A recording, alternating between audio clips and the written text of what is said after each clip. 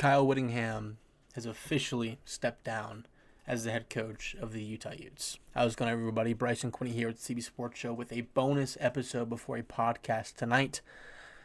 It is official, Utes fans. Kyle Whittingham will no longer be the head coach of the Utah Utes after the December 31st bowl game against Nebraska in Las Vegas. And I'm going to do this all in one take. Genuine raw thoughts. I've been a Utah fan. I really started following Utah around 2017, 2018, the Tyler Huntley, Zach Moss era, where we lost in the Pac-12 championship to Oregon 2019. Obviously, that was a hard game, obviously because we were the number 5 ranked team in the country going in, and man, the run the Utes have had since was incredible. I'm so happy to be a Utah Utes fan. And the only head coach I've ever known of Utah football, whether it was following him or not, is Kyle Whittingham. He's been at the helm of the Utah football program for 21 years. I think people can't comprehend how impressive that is to be in one place, especially nowadays in college football, for that long.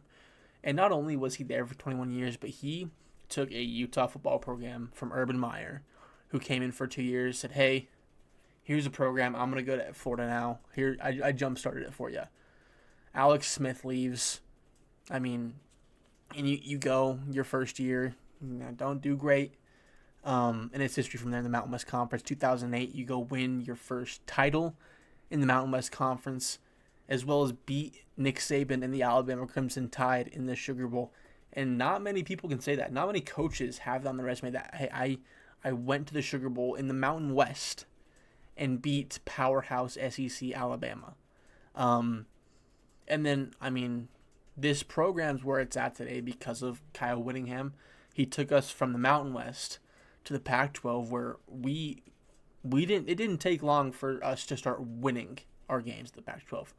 It took us a minute to obviously get our first Pac-12 championship in 2021, but we were always a top-ranked team. We suffered tough losses every year. That took us out of the contention. That's back when Stanford was always good. Cal was good. Oregon's always been solid. USC's there. Washington always seemed to beat us in big games. Oregon State in our early days of the Pac-12.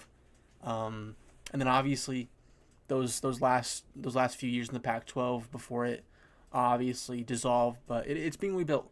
But it definitely is not the same Pac-12 as it was. I will never ever forgive UCLA and USC for what they did. They got greedy. And I think if the Pac-12 stayed where it was, you have Utah, you have Oregon, you have USC, you have Arizona State, you have Arizona. That's a competitive conference. And, I mean, the Utes are looking at a potential college football playoff berth, but you have to go through Oregon, obviously. That's a hard task, especially where Dan Lanning has his Oregon team. I mean, he has these guys rolling week in and week out. But obviously, once USC and UCLA left for the Big Ten, the dominoes just started to fall. A big bunch of us, Colorado, Arizona State, Utah, among teams, jump shift to the Big 12 to join Texas Tech, BYU, Kansas State, West Virginia, Baylor, in a conference that was slowly getting less and less attention because of Texas and Oklahoma leaving for the SEC. And now we see that that's on the revive. Texas Tech obviously is a top 4 team in the country. I think they have the best defense in the country. The Big 12 is still a very good conference. So you're looking at where this program started when Kyle Whittingham became the Utah Utes head coach. And not even when he became the Utah Utes head coach, when he got to Utah. Okay, I believe it was 1994, he became the University of Utah defensive line coach. His dad was the defensive coordinator at Utah. And that's where he got his start.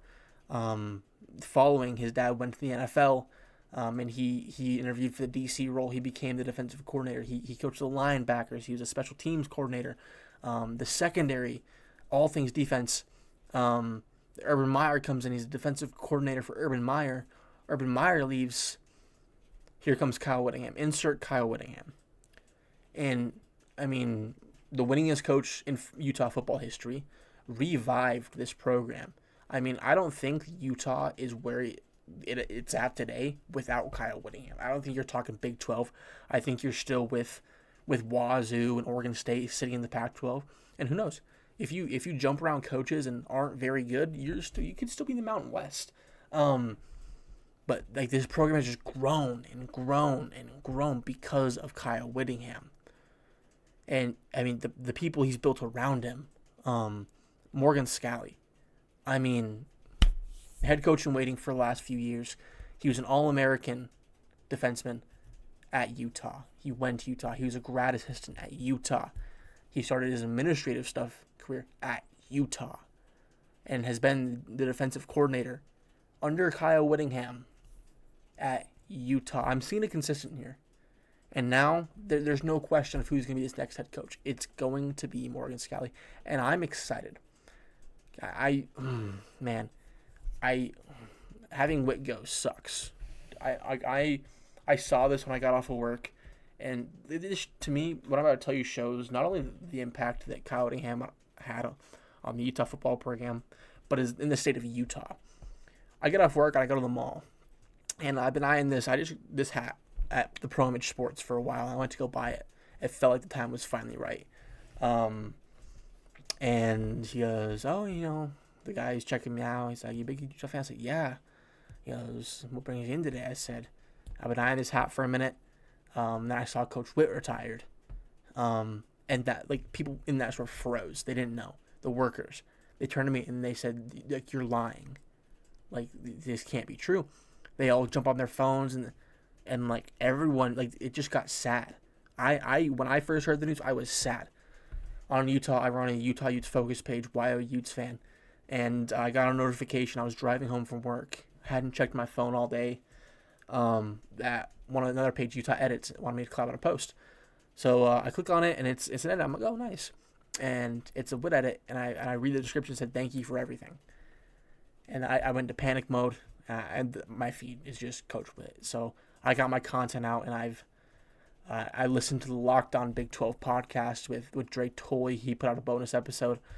I'm a big fan of that podcast, but didn't love what he said. Like he gave Kyle his flowers, but then he said, if you're every other Big 12 team, man, the king is dead. Like saying, Whitt's gone, Utah football, you're dead. It's still Utah football. We're retaining guys. Morgan Scott. We're not getting a fresh new head coach. We're getting a guy who's been in the program his entire coaching career, his playing career. He's a Utah man through and through. Morgan Scalley. Jason Beck is here to stay. And even depending on who new defensive coordinator is, I think Scalley still calls the shots on defense for a while. He's been the DC. He's schemed up a phenomenal defense. And I think, how awesome would it be to get like guy Eric Weddle to come back and be your defensive coordinator, right? And you're gonna say, oh, he needs to start somewhere like at the safeties coach. But I think you're in a situation where Eric Weddle played enough years in the NFL, played at Utah, played at a high level, Super Bowl champion, where you could put him in that position, and you have a mentor of his former teammate Morgan Scalley to guide him. Say, hey, I'll call the plays on the defense for the first year. I'm going to teach you how to be a Utah defensive coordinator, because the Utah Utes consistently, year in, year out, have a phenomenal, hard-nosed, want to hit you hard, it's going to come at you defense. I get the last two games against Kansas State and Kansas were rough, but you have to look at the bigger picture, what they did all season. It was the Utah defense. John Henry Daly coming out of nowhere and just having a breakout year before his season injury. Logan Fano's been there. Lander Barton, Smith Snowden. Elijah Scooby Davis, Teo Johnson. Oh man, so many guys to name that are their names. Jackson Benny is up there.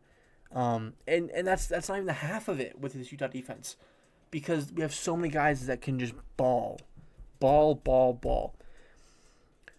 Utah football is in good hands. I cannot emphasize that enough. Utah football is in phenomenal hands. And we're officially in the Morgan Scalley era. Coach Scalley, dilly dally. But we're gonna end the podcast there. thank you so much for joining me with the CB Sports Show for this emergency bonus episode. I had to get something out. Make sure to go check out the YO Utes Van on Instagram, CB Sports Show on Instagram. That's where you're going to see a lot of our content. On TikTok, CB Sports Show edits. You have takes, you have our graphics, everything.